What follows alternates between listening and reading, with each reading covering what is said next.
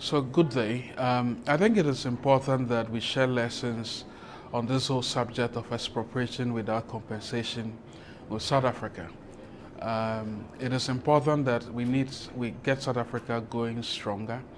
It is not nice to hear of South Africa plummeting on the doing business report and plummeting on the competitiveness index report.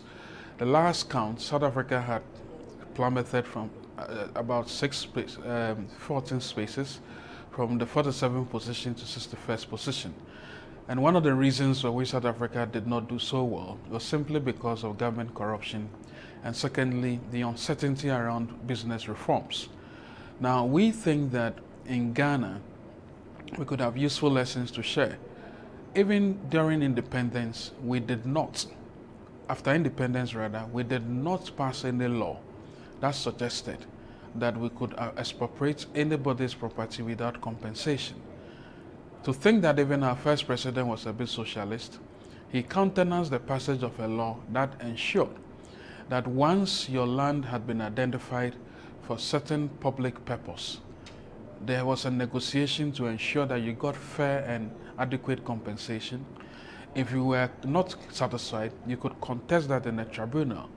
To think that this process was somehow tempered with during the military era, but even within the military era, there were processes to ensure that people who lands were expropriated at least got some adequate compensation. Now, fast forward in 2016, what we have done is that all these laws that we passed in the early 60s have been consolidated into a single law called the Lands Act in 2016. And the Lands Act has made allocation or made room for temporary ownership of lands by the state. But there's a provision here that ensures that while the state temporarily owns land, these lands and the value of these lands will be appropriately determined and the owners duly compensated. In fact, it's even for a 10-year period with an option to renew for another 10 years, all subject to the agreements with the owners of the land.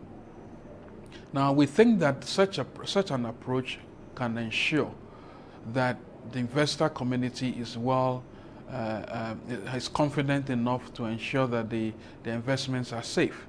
In fact, we've gone ahead in 2013 to amend the Ghana Investment Promotion Code, and the code which previously ensured that people's assets could be nationalized or could be appropriated without compensation has given way to a much more forward-looking law which says that no part of any business, anybody's property, any interest in any business can be appropriated or nationalized without due regard.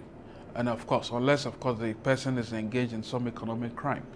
But this is a much more forward-looking approach to handling the very thorny issue of land rights rather than the chaotic and, quite frankly, very disorganized approach that South Africa is trying to embark upon. I think that the South African Constitution, which says that the state can expropriate land without compensation, is gravely backward, is wrong, and must be amended immediately.